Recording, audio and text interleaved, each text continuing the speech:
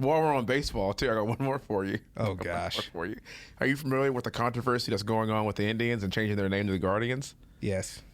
With the, I think it's a men's roller derby club. It's a men's roller derby team. They've been there since 2011. Okay. So the Indians changed their name to the Guardians, but they didn't do their due diligence. So there's a roller derby team that's been around since 2011 named the Guardians. And so now they're suing the Indians for trademark infringement. And here's why I love this, Rendon. Here's why I love this. You and I have a nuanced approach to this whole thing. The Indians being called the Cleveland Indians, see, that never bothered me. You know who else it doesn't bother? Indians. AKA Native Americans, depending on which Indian or Native American that you talk to.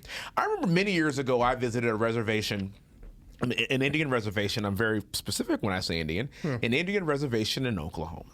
Mm-hmm. Do you know what I found out when I asked a few questions? They don't like being called Native Americans.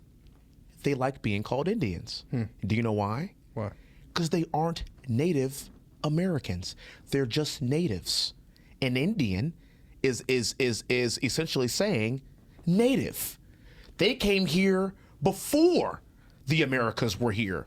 How dare you call us Native Americans when we were here before them? Wow. So literally, most Native Americans, if you want to be PC and woke, they actually just prefer to be called Indians, which are natives to the land. Well, and that's what's weird about woke culture is woke culture is choosing things for people. They don't even ask the group. They're just choosing these things for people. They're doing it for you. How many times at work, and I mean we haven't worked in predominantly black places ever in our careers. I can't tell you how many times at work I've had the HR people having diversity and inclusion training, and they're talking about what to call black people, and I'm the only black person on the call, and I'm like, they're not going. You can just ask me. But they're not going. I tell you, if you just ask me, and this is what we do in woke culture. Like we make decisions. I feel like you should be feeling oppressed, so because you should be feeling oppressed, this is what we're going to do. No. You feel oppressed. I'm telling you, you should. I feel oppressed on your behalf. What are you doing? What are you doing? So, and we talked about this. The Braves, I have no issue with that. The Seminoles, I have no issue with that. You are literally the Washington football team. Now, that's for you and I. Yeah. The Redskins, you pushed it. Yeah, that took it too far. You pushed it. Like, now that. Oh, that's the line. I feel like that's the line. Yeah, that's the line. We're calling somebody Redskins. Yeah, that's the line. I feel like I'm not anti-changing the Redskins. Now, I'll also tell you this. A lot of people in Native American / Indian community, whichever you choose, they don't have an issue with being called the Redskins. So this goes back to what we've talked about. This was the caveat, Wesley. We live in a world now where you can't just talk about a topic without the woke brigade dispatching some people to you to talk about somehow you're being racist about it. Oh. You have to say the Native American or Indian community. You have to give all these caveats. You know, like having a conversation now is like reading from a prescription drug, right?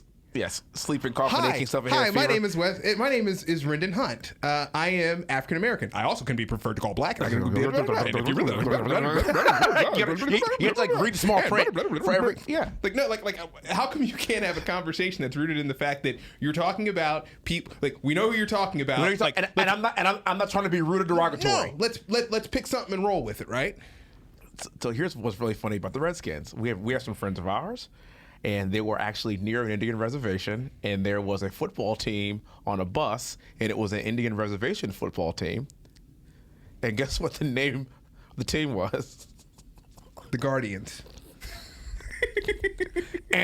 Try again. It was the Redskins. Wow.